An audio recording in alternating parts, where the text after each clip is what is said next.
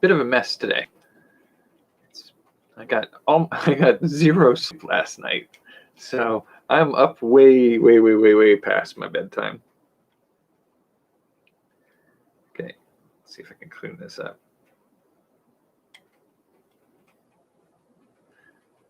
Okay, so all right.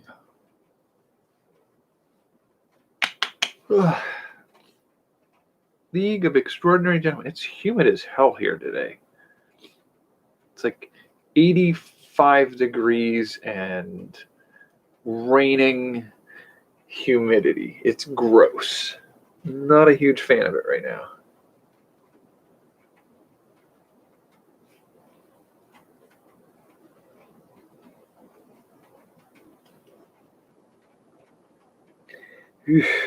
All right. Well, that didn't help at all, did it? All right. So, reimagining the League of Extraordinary Gentlemen. For those just joining the process, the consequences of my existence are that periodically I take apart existing franchises and ideas and use them to generate the building blocks to create new ideas with. And one of those experiences that we did a little while back, not that long ago actually, I think it was a couple months ago, right around the time the quarantine stuff started, I basically just took a list of TV and movie and a few graphic novels from the 80s and 90s, I think mostly, maybe a little early 2000s, built a master list and just went through a bunch of them and came up with stories inspired by certain works. So what we did, I think, before was League of Extraordinary Gentlemen, Ghostbusters, Jurassic Park, Teenage Mutant Ninja Turtles, Buffy, Stargate, Terminator, Who Framed Roger Rabbit, and Blade Runner. I feel like there was more than that, but that might be the big ones that I remember. But we created a few ideas inspired by those to create new stories. So Teenage Mutant Ninja Turtles turned into, instead of 4 turtles mutated into humanoid turtles, we did 3 corvids turned into private detective humanoids through alien technology. Anyway, that's the kind of general premise of what we were doing. And with those concepts, we built 1, 2, 3, 4, 5, 6, 7, 8, 9, at least 9 alternate ideas for how you can do a similar story to these settings. And I had a blast doing it.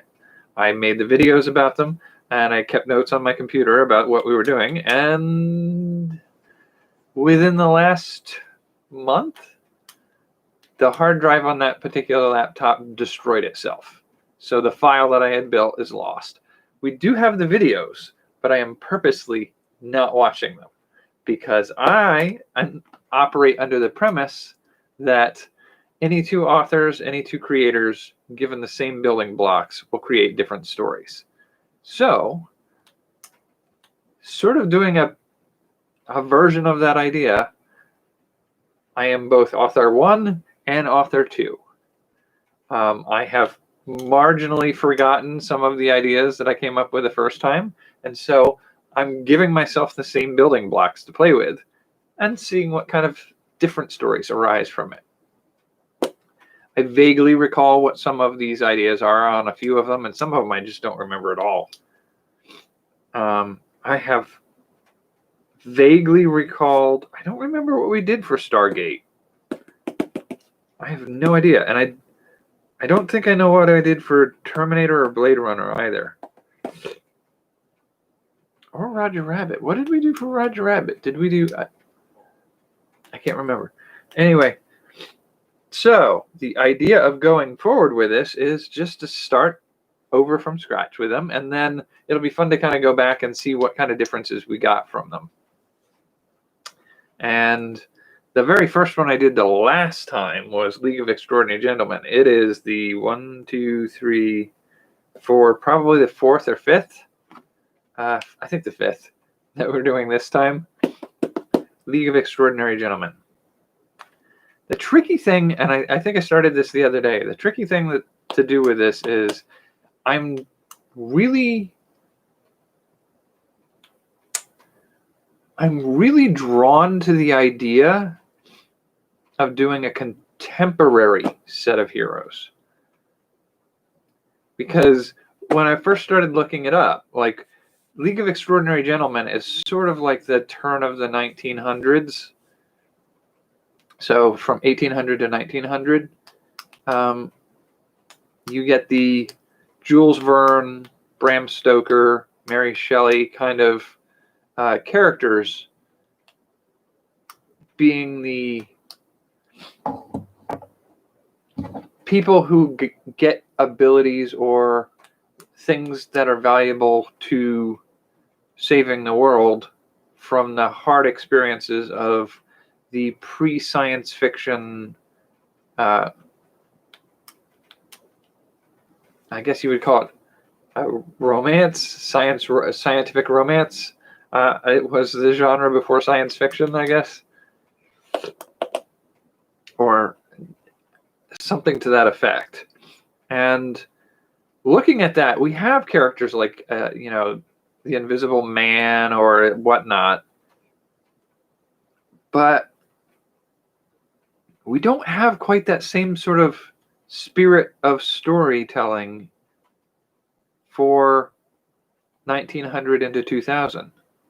So like from 1990 to 2010, we don't really have a collection of literary characters that could play that role particularly well that I can think of. Like it's not so much stories written at the time, because that's the other thing I would say. When you really look at this sort of stuff, the action heroes that we have in the early 2000s are pretty much all either looking to the distant past or imagining a near future. We have a lot of dystopian fiction to start with for our time frame. So everybody's always imagining the world is falling apart, and your heroes are not heroes. They're just anti-heroes. They're sort of thugs and brutes that end up fighting and stopping worse thugs and brutes. And that's sort of like a sort of tragedy. There's a part of me that desperately wants to write a story about heroic characters in our current time frame. Literary characters, like fictional characters. But that's not quite the right fit for what we're doing for League of Extraordinary Gentlemen. With League of Extraordinary Gentlemen, you get literary characters. They're not necessarily heroes. And many of them are, in some cases, former villainous characters or characters whose reputations have sort of consequences in the new era. For the movie, they had Alan Quatermain as Sean Connery as Alan Quatermain. And the character of Alan Quatermain is a very manifest destiny, colonizer, British Empire, conquering the savage lands kind of character. That becomes much more problematic when you move into the 1900s and look at concepts like civil rights and the consequences of the empire building, colonialism, and the slavery industry. And so that kind of idea of the conquering civilized British people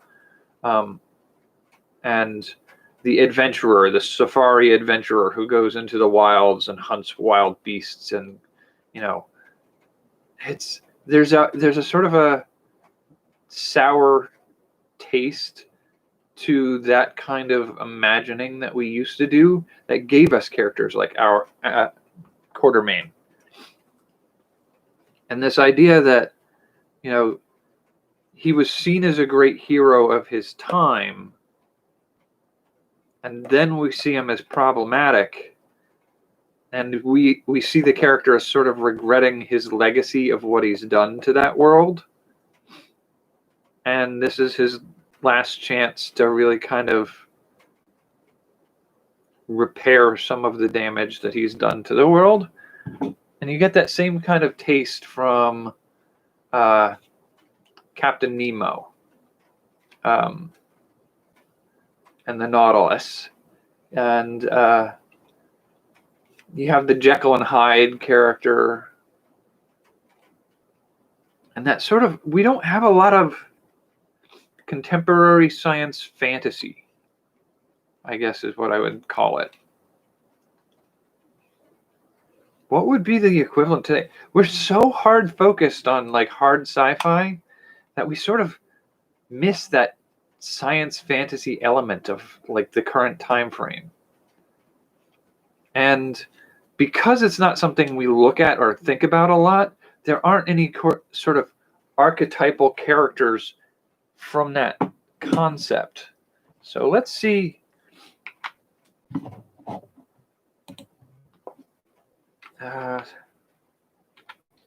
Modern pseudoscience. I guess the closest we have to something like that is some of the comic booky stuff, which is unfortunate because the thing that made the League of Extraordinary Gentlemen different was it took characters from one form of entertainment, specifically novels or novellas, and pulled some of the sort of victims of that sort of genre and tried to engineer them as superheroes for a superhero group in a comic series that became the movie.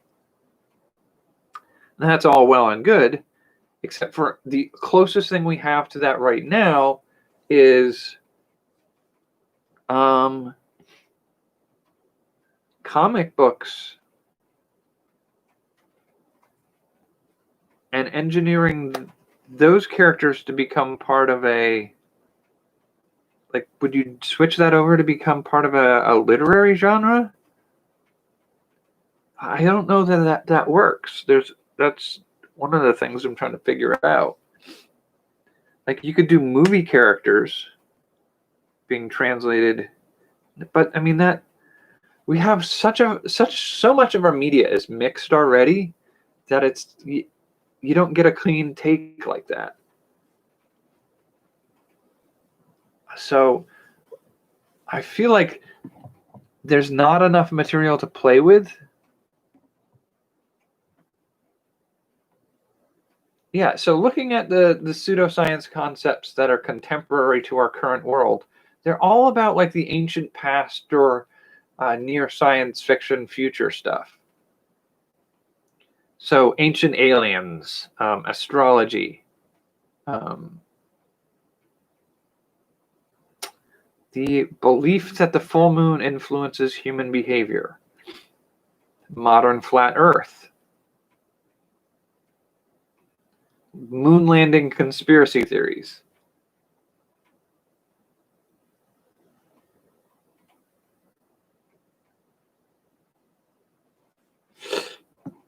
Worlds in collision, post, the ancient texts and geographic evidence show mankind was witness to catastrophic interactions of other planets in our solar system. What? See, like, the conspiracy theories are like a close approach to some of the weird science that they had in the science fantasy of the time period, that were the League of Extraordinary Gentlemen looks at a very specific time period. It's retroactively examining that time period and exposing it to some pop culturization. Bermuda Triangle,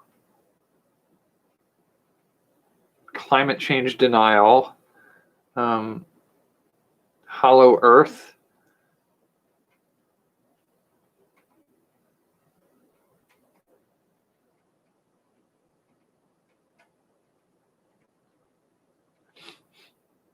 free energy devices. Okay, yeah, and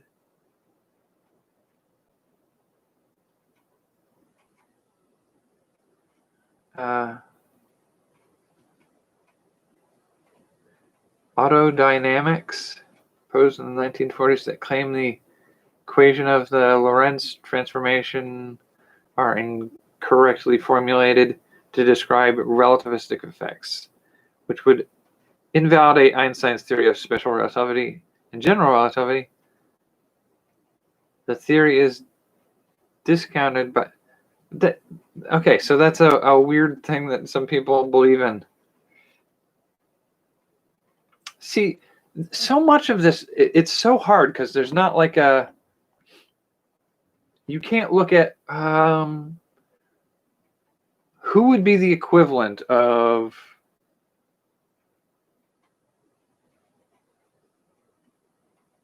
I mean, it's stupid, but like James Bond and the guy from Kung Fu, the Legendary Journey, or whatever that old TV series was, those would be kind of the same thing, but not even really.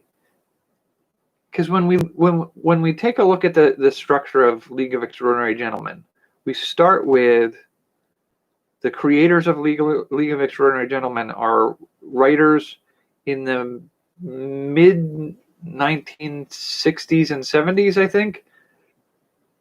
And they're looking back, it might be even 80s, and they're looking back at the turn of 18 to 1900 and finding fictional characters from the 1800s literature to play the role of superheroes in the early 1900s fighting against villainous characters. So if we have all that in place, where are the equivalents right now? So we're in 1920. It's still a little early. I think the equivalent time period for us would probably be the 1980s and 1990s. So we dig up characters from that time frame that are sort of people who are railroaded by destiny in a fictional format to be given some kind of advantage that makes them useful or applicable in the current decade of strife, roughly. So if we look at the 80s and 90s for fictional heroic characters, I mean, it's kind of like TV, comic books, video games. So what would you do? Would you do like the real world Super Mario Brothers?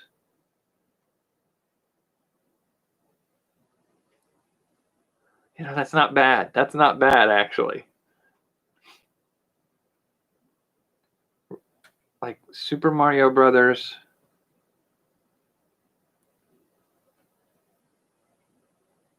And who else would you pull out of some of that?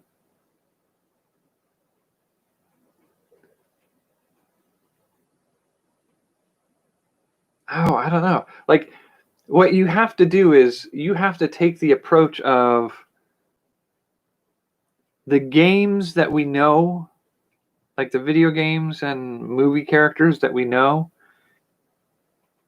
of our current like nostalgia for the 80s and 90s are inspired by real life equivalents.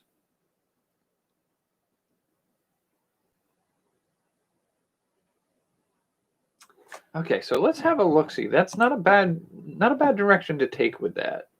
So let's do video game characters of the 80s and 90s.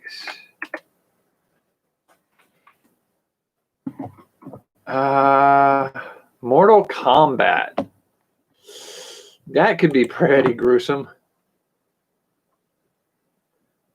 15 most iconic video game characters of the 80s and 90s.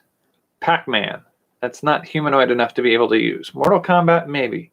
Star Wars characters. Frogger. Street Fighter.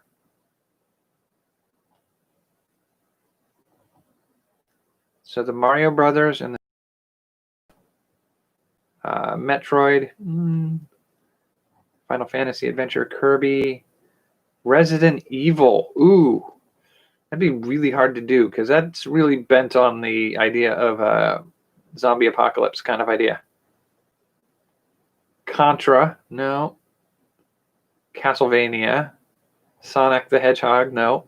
Link, no. Different time frame. Mario. Okay, so that doesn't help a lot. Okay, let's 98 90s and 80s video game. Pango. Okay, Cosmic. Yeah, Captain America. Gauntlet. Doom.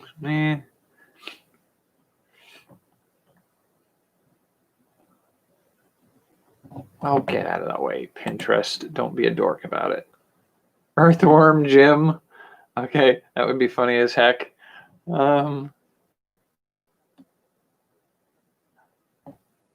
Contra X-Men were pretty popular around the time, but that again, a lot of these are built around the idea of a universe that you can't really pull a thing out of. Street Fighter.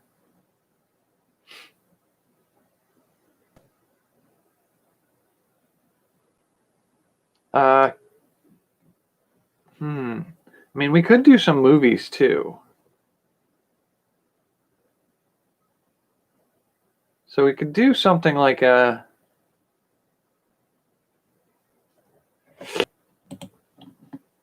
pop culture characters of the 80s. Let's just stick with the 80s for right now. I like the idea of Super Mario.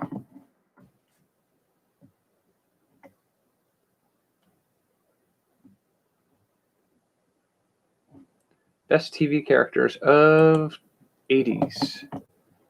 Okay, who we got? Alex Keaton, Jean-Luc Picard.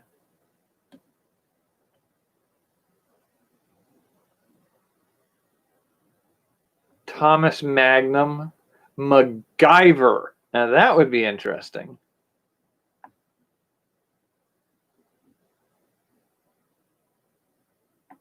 Al Bundy, no. Homer Simpson. Ooh, A-Team. Oh, yes. A-Team, MacGyver, and oh God, who would you? Oh God, that would be so interesting. Columbo, Knight Rider. Okay, so let's play with that a little bit, shall we? Let's pull this up. Well, what do we got here? So, A-Team, MacGyver, Mario, Knight Rider. Who else we got? Okay, so Coach Woody Boyd, no.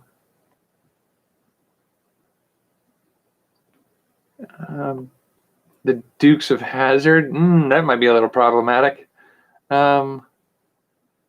Peggy, Dan Fielding from Night Court, no. Moonlighting, Alf. Oh, Sam Beckett from Quantum Leap. We could maybe look at that. Oh, Miami Vice. There we go.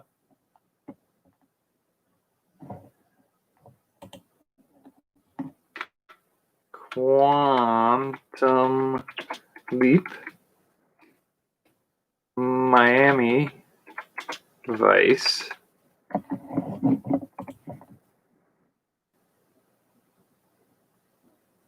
But even the issue with some of this is none of these are necessarily specifically gifted. They don't have talents. Doogie Hazard might be funny.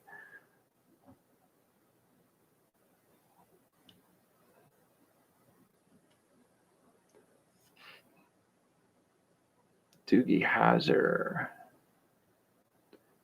Ernest. Kojak.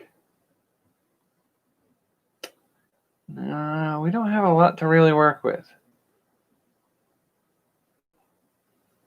Archie Bunker, Mork and Mindy. Zach Morris. Optimus Prime, Kit. Edith Bunker.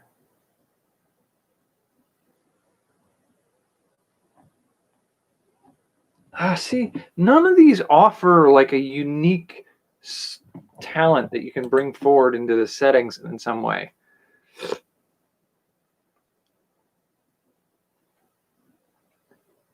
Or the ones that have a truly unique character ability of some kind, they're unrealistic.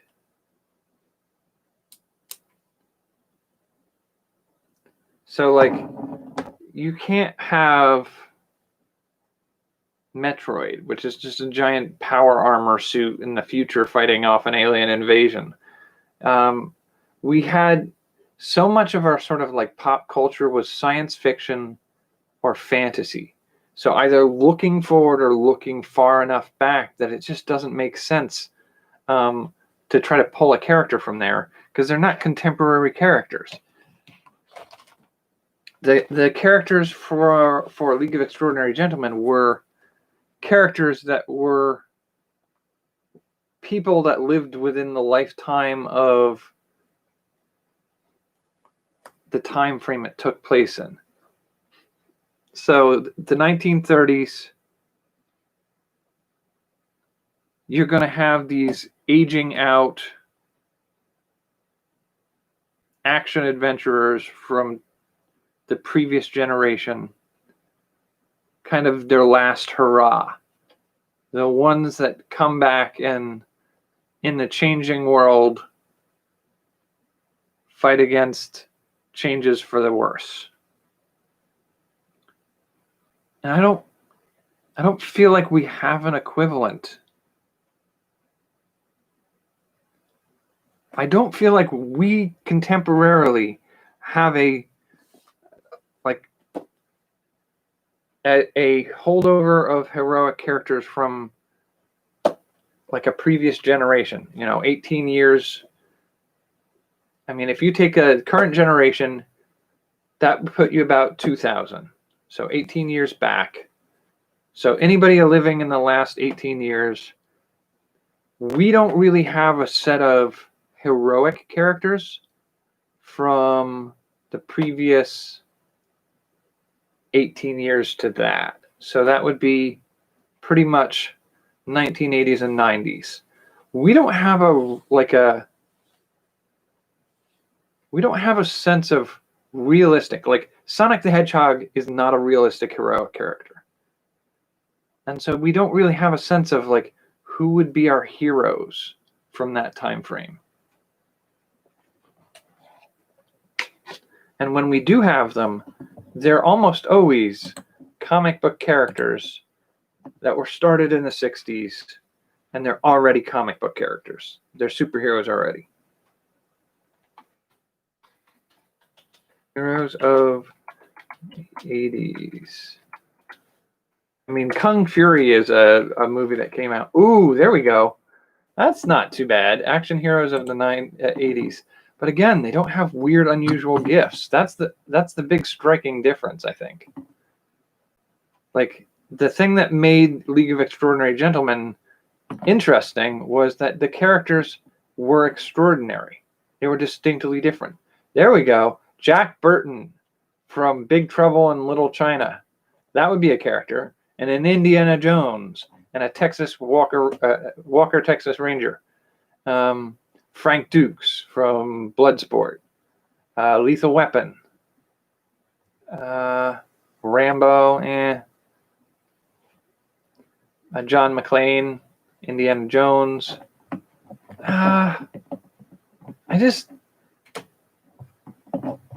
None of that feels right. There's a part of me that would like to do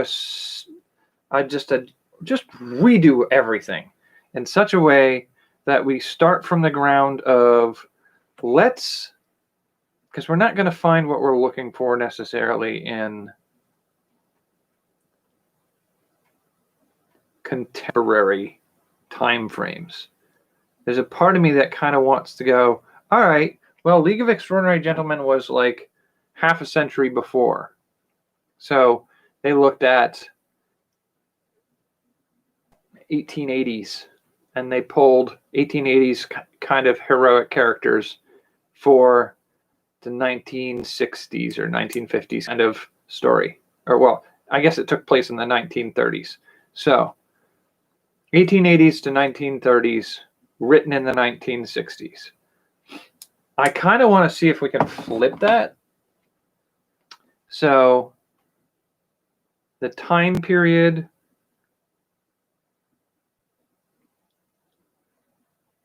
if we fully flipped it, if we flipped everything, the time period would be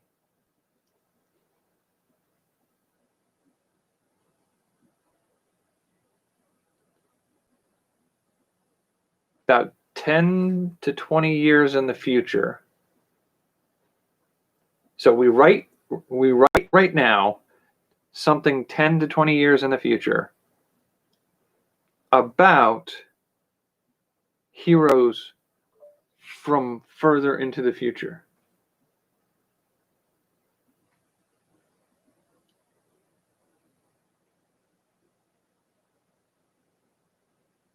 So how would we make that happen? So it's a near future. This is already starting, like when I think of a near future heroic comic booky kind of concept, I'm starting to think of like Overwatch. But we're setting it up in such a way that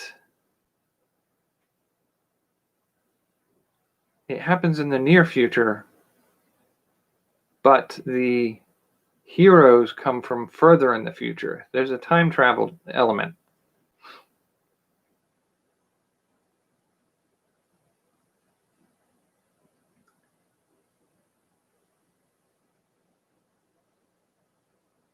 Or it doesn't necessarily have to be.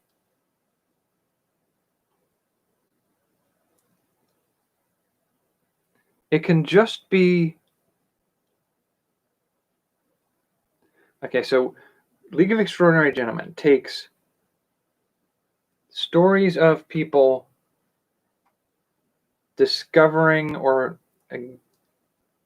experiencing unusual scientific phenomenon, Jules Verne style. And they go through their adventures in their stories, and then their stories end, and then after those stories end, you find those characters years later, and you have to ask the question of, like, what are they doing now? How do they cope with the consequences of their stories? And what role do they play in stopping a world from changing wrong?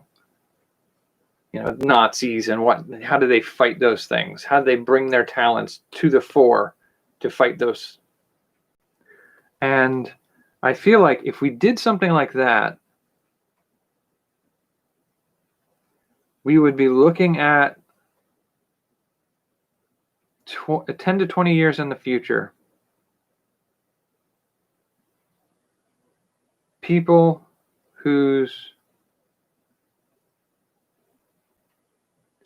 Ooh, interesting idea. So here we go. What we're looking at is there was a type of science fiction short story I read a while ago where somebody could reach forward in time and bring their future self back to themselves. So basically, you could have your body that you would have in 20 years brought back to you for a purpose. So one of the story that was told, I think, was a guy who had lost, who had his, I think he had polio or something. The character, it was written in the 40s or 50s, I think. The character had polio, and so he had a weak leg, and he was out with his fiancée on a picnic on a cliffside, and she slipped and fell, and he wasn't fast enough to save her. So he spent the next decade or two training physically to get to the point where he could have saved her, and then uses a time travel device that sends his better body to his past self so that he could save her. It just means that now his past self is a decade or two older, and thus he's basically sold a portion of his life to save his love. Now, that story has another twist in it. It's not a great story. It's not my favorite. But the premise of a science fiction time travel technology that lets you send a body with trained or benefited advantages to your past self to handle circumstances that it otherwise might not be able to, that might be something we can play with. So we can take this idea of a flipping of League of Extraordinary Gentlemen being 10 to 20 years in the future. We start to see the manifestation of certain individuals getting sent abilities from the future, from their future selves. And these abilities would be things that technology will achieve in the next 50, 60 years. But they haven't achieved yet. And they're being sent from the future to try to stop an event that is problematic for our future. But you have to do it in such a way that they're different gifts, different abilities. And they're abilities or gifts that are reasonable to imagine that we could achieve at a certain point. And you have to fabricate the story around the premise that they can only send these abilities. They cannot send the information about what they need to fight. So you can't change the past with information, but you can change the physical capabilities of a select group of individuals or peoples in the world.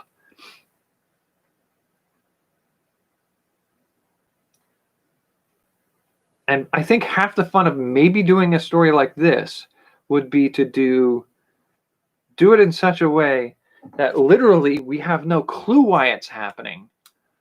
But if we study what is happening, it'll spell out certain things. Like if if there's an overabundance of pyrokinetics happening in the future, that they're sending that back,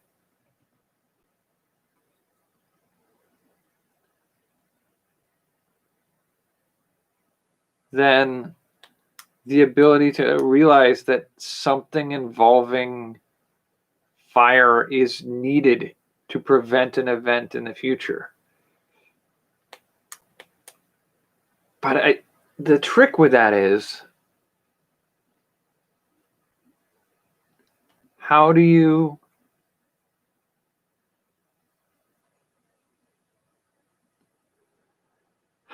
establish a means of making it clear that these people aren't just developing strange abilities, that this is something being sent from the future?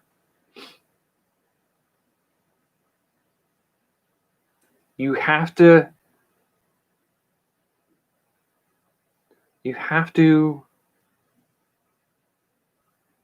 establish something else. So you have to have a frame of reference. So you would have to basically do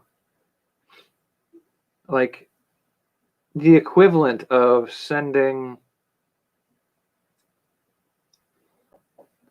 like somebody who's crossbreeding certain breeds of plant, that they're trying to get the perfect apple, or grapes that taste like kiwi or something like that. And suddenly that person's garden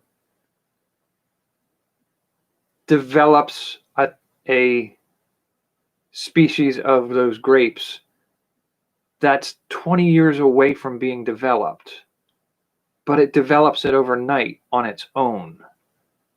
And so, like, I've been thinking about developing this, and I've been putting the work into doing this, but I'm 20 years away from doing this, and how is this here? You have to sort of sew those things around to really make it clear that, oh, wait, things that are 20 to 30 years away from happening have happened. And now suddenly we start to see people with certain gifts that are achievable in 20 to 30 years manifesting those gifts because they're important for a certain reason. That would be, if you could write that story really well, that would be a really good way to do a story.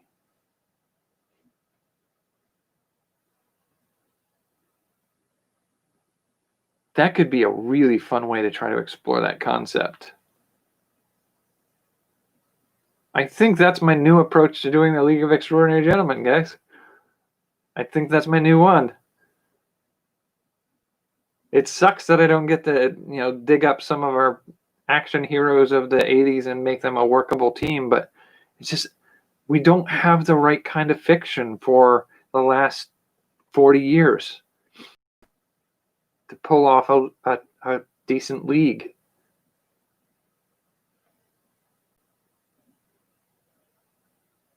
I like the idea. So we take basically, what kind of abilities? And I guess you'd have to, part of that would be to imagine what the catastrophe is that's going to destroy the world or cause a major problem.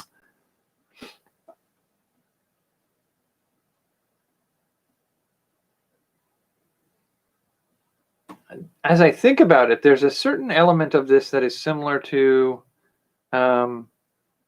Umbrella Academy, and sort of similar to the TV series Heroes. Save the cheerleader, save the world. So there's something that's going to happen in the future. And the hints are sown throughout what they need to do. And they have to do that. And part of that is uncovering more and more people with abilities.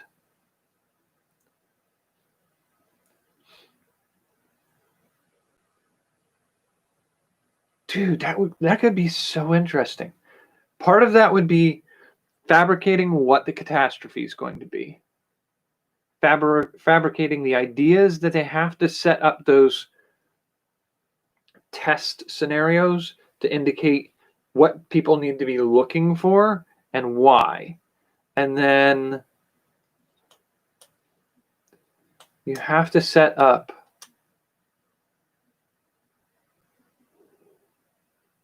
people's abilities that will be important and functional in the outcome. What abilities would be relevant and important? And how would they be achievable in the near future? I think that's the other part of the fun there. Is you can't just simply say like the ability to manifest glowing wings that heal when you brush them across an injury. Like that's magic. We're not looking for magic. We're looking for something that could be developed by 2050 to 2070 reasonably. And we're looking at 10 to 20 years in the future. Yeah. So say 10 years in the future. So 2030, we start to see, we can start the story with individual characters developing strange talents like the ability to eat anything. So being able to eat scrap garbage pieces as if they're food because your body can convert them. Strange abilities like the ability to send messages to other people's phones just by thinking them. Just strange, technologically achievable abilities.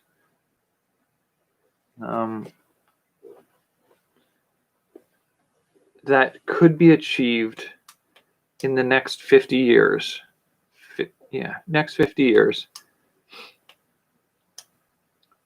But they're showing up 20 to 30 years before their time. So you have these characters who, they're ordinary people. For whatever reason, they're ordinary people that are developing these abilities that they don't understand. And they're contacted or in some other way brought together by a group or an individual who's begun to understand and decode the fact that things from the future are happening before their time, and they're all indicating towards a certain goal. That there's something horrible about to happen. We don't necessarily know what, but something wrong is going to happen. And there is an array of abilities that are showing up that are important to solving that so it doesn't happen.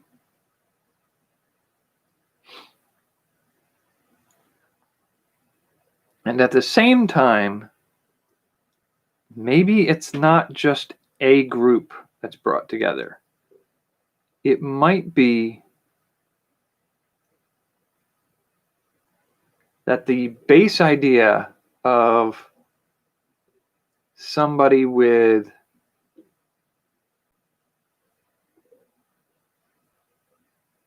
certain talents to do the good things that need to happen to save the world, there may also be, you may have to make some monsters that cause a little bit of the right kind of damage in the right kind of places to make the future happen the way it's supposed to happen.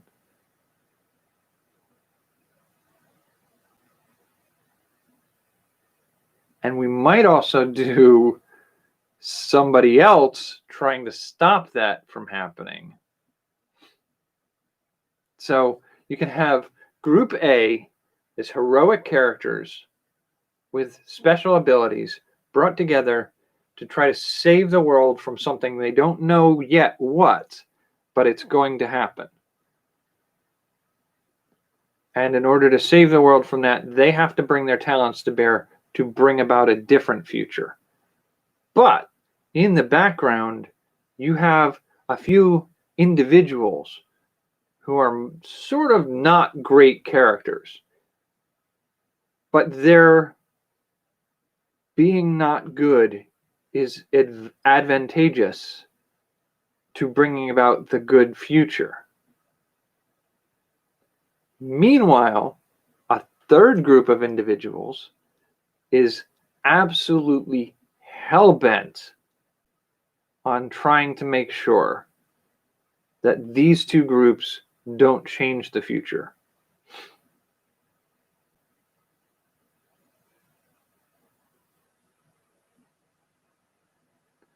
Ooh. That can be a very loaded setting.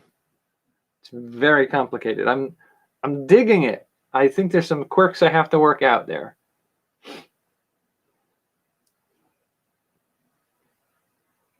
Like, it's possible the reason they can't send information, but they can send future abilities, is they cannot transmit because the other people are preventing them from doing so. But they can push an ability through a bloodline or somebody's makeup. So basically, if we were in the year 2070 and our world had been overrun with the neo-Nazis and the white supremacist groups and the climate deniers, and they've turned the world into a catastrophe of a mess, but it serves them because they're in their Mad Max, Thunderdome dominating, world leading lunatic leaders as the world is on its glide towards its demise. And the ability to transmit data to the past exists, but those in control and those in power do not want others to be able to do it. So they have strict lockdown on those abilities. But somebody in the future has cracked the way for which at 2070, a group of rebels trying to prevent that world from happening has access to technology that they could take somebody who's alive in the 2070s, but was also alive in the 2030s. And they have the ability to, everybody in the future has access to technology or things that can change them in ways that give them abilities. So if you take those people in the future and you give them their abilities and then push it down the line to their previous selves, that you can do, but you can't tell them what you're doing. And so if you do that, they have to figure out a way to spell out to them that these are needed and there's a reason and they're coming from the future. And that should help build up a means of fighting this future that's going to happen. One form of that fighting will be in the form of stopping the bad things from happening. And one form will be making sure the right bad things do happen. That the grocery store clerk does get murdered by that angry customer, because him getting murdered means he doesn't develop the technology that the neo-Nazi organization uses to dominate the country in some way. You have to have a few loose monsters that potentially do the right thing, or do the wrong thing for the right reasons. And no, that's not right. There's got to be a better way to phrase that. But I think you get that sense of like a group of people doing the right things for the right reasons. A group of people doing the right things for the right reasons, but those right things are generally things that we would not want to be responsible for doing, but they kind of have to happen. Like the orphanage has to burn down, because if it doesn't, 5 of the 12 angry kids in that orphanage years later go on to become megalomaniacs who want to slaughter everybody else. And their slaughter is enabled by the organization that feeds them the technology that they become the new Mangala from the Nazi concentration camps.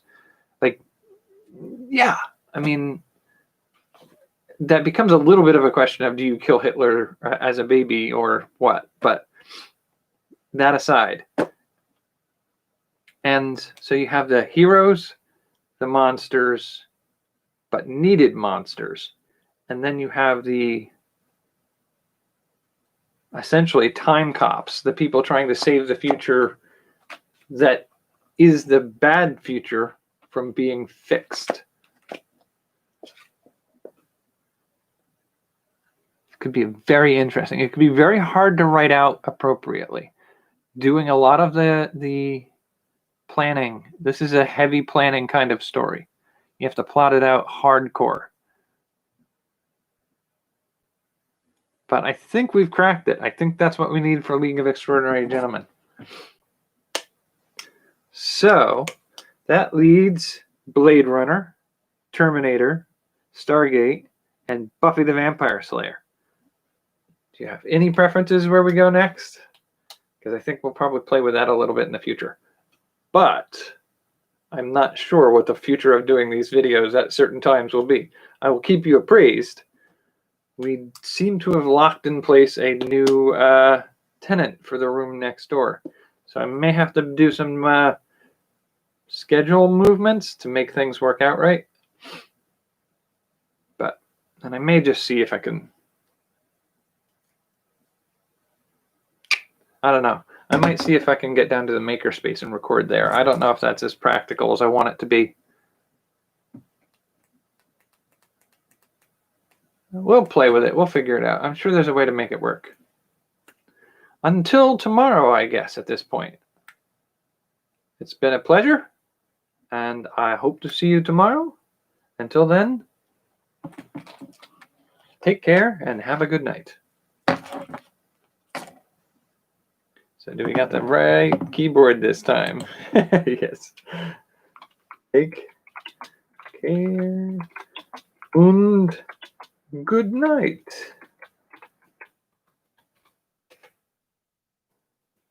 Did I spell it right? Yeah. Okay, cool. Catch you later.